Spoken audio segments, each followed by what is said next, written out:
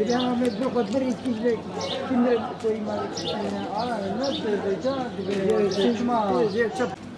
هل هو الخطأ يجيب بسيات شيء؟ أنا جو فتاة شو بس يوم. يرجع أنا حلا.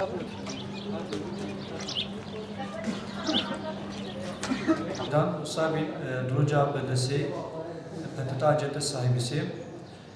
Bizim elektrikler olmadığı için buraya gelen müşterileri boş boşuna evine gönderiyoruz. Faturalarını yatıramıyoruz. Ve aynı zamanda komşumuzun elektriği olduğu için onlardan seher bir fiş çekiyoruz.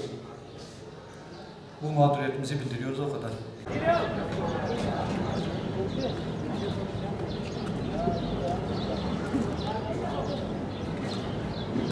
Bizim bir haftadır elektriğimizi kesiyorlar ya da tek faz olarak veriyorlar. Elektronik eşyalar yanıyor. Bu da kuyusu olanların yüzündeymiş ki elektrik faturalarını yatıramıyorlarmış. Bizim burada herhangi bir kuyumuz yok.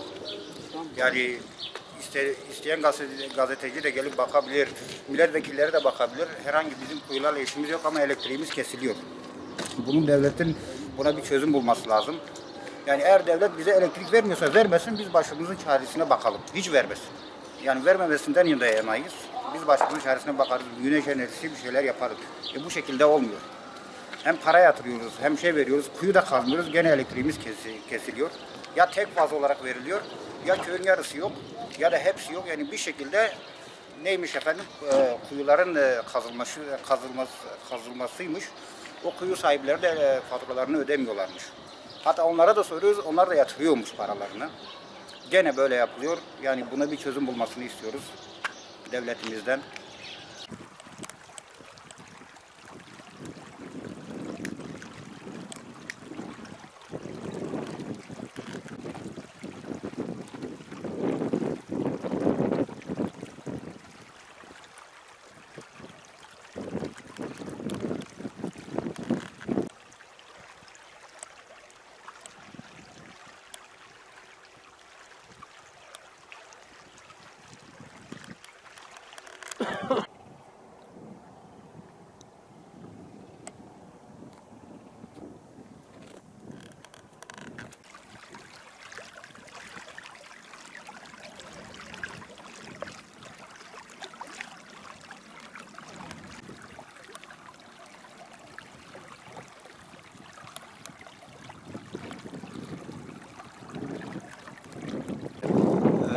Şu anda devletimizle bağlı arazilerin içerisindeyiz ve bizim elektriğimiz kesiliyor. Sebebi ise biz kuyu kazıyormuşuz. Kuyulardan çıkan suyla sulama yapıyormuşuz. Onları ödemediğimiz için elektriğimizde problem yaşanıyor. Ama şu anda siz de görüyorsunuz, bu arazilerin hiçbirisinde herhangi bir kuyu çalışması yok. Gördüğünüz gibi salma su var. Bu su da barajdan direkt geliyor. Biz bu suyla arazilerimizi suluyoruz. Bizim herhangi bir sondaj çalışmamız ya da herhangi bir kuyu çalışmamız bulunmamaktadır. Buradan Cizre tarafına doğru gidildiğinde yaklaşık bir 20 kilometreye kadar herhangi bir sondaj çalışması ya da kuyu çalışması kesinlikle ve kesinlikle yoktur. Sizin de gördüğünüz gibi.